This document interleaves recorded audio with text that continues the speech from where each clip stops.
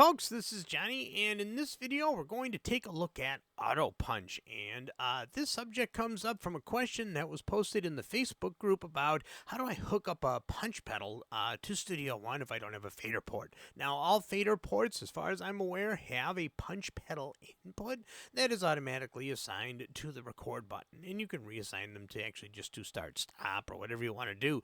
But for those of you that don't have a fader port and would like to actually be able to punch in small sections without having to run back and forth and edit events to actually fit, which also does work, I'm going to show you guys how Auto Punch can actually help in that aspect of recording. So this is kind of a new section called Tracking 101, because I've already been doing a bunch of videos on Mixing 101. So this is very basic. For those of you that have seen this before, I apologize for the repeat, but there are a lot of new people here, so we're going to go ahead and address this. So if you guys could, before we get started, hit the like button, subscribe to my channel, and enable notifications so that you know when these videos are going to come out.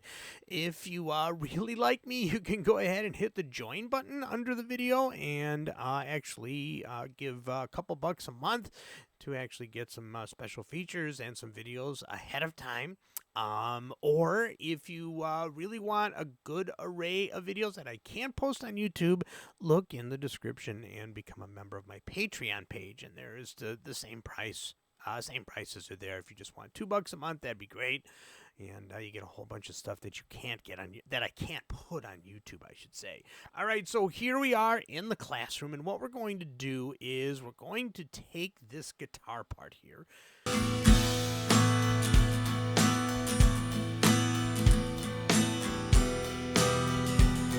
And what we're going to do is we're going to punch out a portion of this using Auto Punch and the loop zone here. So the first thing that we're going to want to do is we're going to choose the section. And I think I'm just going to keep it easy and replace this section here. So now, in order to have Auto Punch work, you need to do a couple of things. The first one is you need to set up the loop zone and turn the looping off so that it doesn't start going around in circles. So what we're going to do is we're going to take our loop zone here, and we're going to go here, and we're going to go here. So there you go. So now this is the section we want to punch in. So now for this, we're going to turn off the loop section because we want it to actually punch out and just keep going, because I want the transition to be seamless and smooth. So as long as my timing is good, it'll be nice and smooth. All right, so you usually want to give yourself a little bit of room. There we go. So since we have this zone set, there's one other thing that we have to do. We have to go down here to the bottom, and we have to activate the record panel, and that you can hit this little cogwheel here and activate the record panel.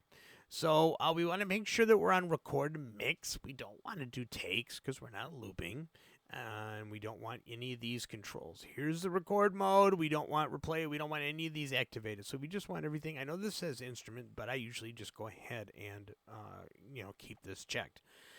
So, actually, I take it back. We want to go to record mode replace. Sorry, my bad. So there we go. So we want record mode replace, and we can keep this in record mix. Again, it doesn't really have anything to do with this, but I just do this out of habit because that's what I usually do when I'm punching in VST Instruments. So there you go. So now we can close this. And now if we go right down here, let me make sure that you guys can see this all down here. Yeah, we can.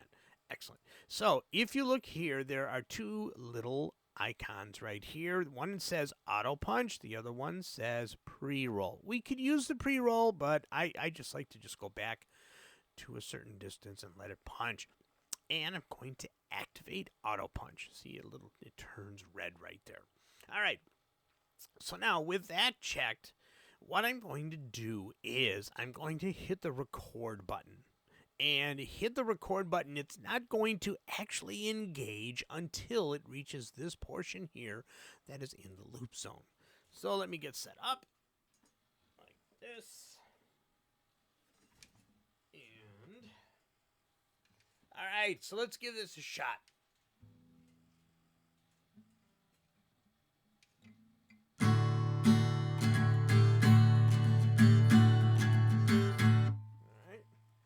I almost forgot to arm the track. So here we go. So I got that portion set. got that set, so let's see what happens.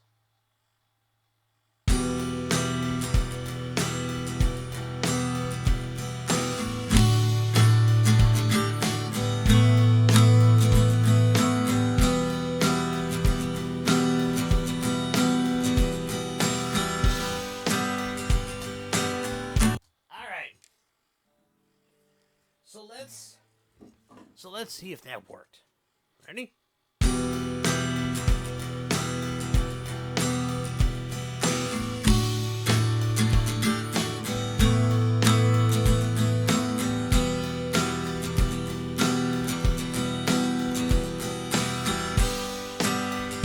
Okay, you can see that it was actually, I was a little bit closer to the mic, and this is just easily adjusted by doing this. Look at that. That's perfect. Just like that. So let's check the punches. Let's actually go ahead and solo this guitar track and see how smooth the transition was. We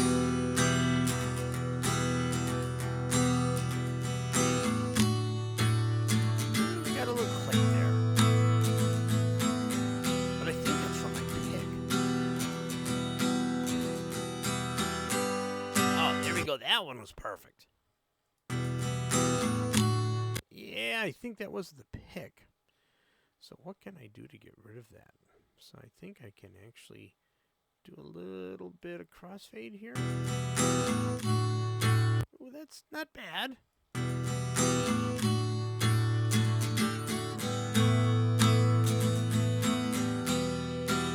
All right, so let's...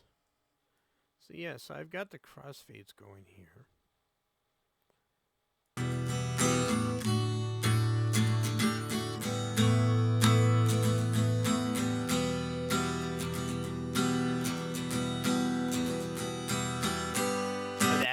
That last one, that is like perfect.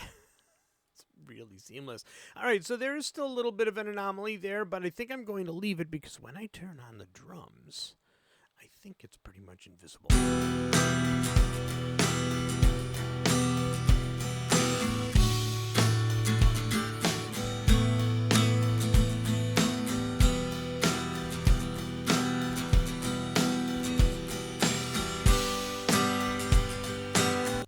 Cool. So there you go. You get a really good idea about how you can actually do the punches and how the transitions work. It's really important that, especially if you're freestyling and you're not playing to a click, that you actually keep your timing. That's going to be the important part. Now, there are ways to shift the event to make sure that things actually work. Let me see if I can remember how to do that. Is it Alt? No, that actually shifts the event. It's not Control. Is it Alt Shift? Nope. Whoa, there we go. I did not want to do that. I always forget how to shift. Is it Alt Control? Ah, there we go.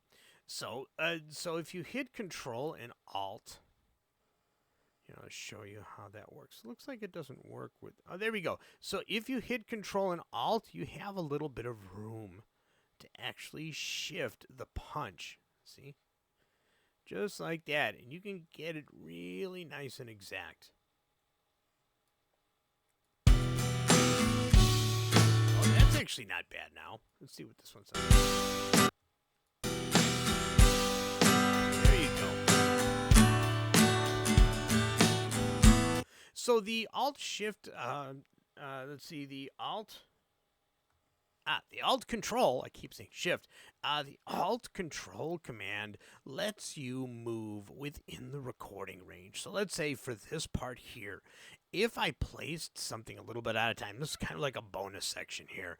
If I was to go ahead and take the split tool and actually cut this little piece out here, there we go. If I did the Alt Control, I could shift these pieces in and out of the event that I'm looking at. And I actually, since I've actually cut a piece out of a longer track, I have more room to shift around here. Just like that. So you can really get that exact if you're like off, but you really have to test. There you we go. You have to make sure that you didn't cause any anomalies. Like, say, if I do this. There we go. So that's not going to work. I'll do a specific video on this for that command. I forget what it's called. I'll have to look it up. But there you go. So that gives you the idea on actually how to use auto punch and how to actually kind of manipulate the auto punch after a little while, the actual punch itself, and to be able to move it around to get it to sound exactly the way you want to. All right. Cool. So I hope that was helpful, and I will see you all in the next video.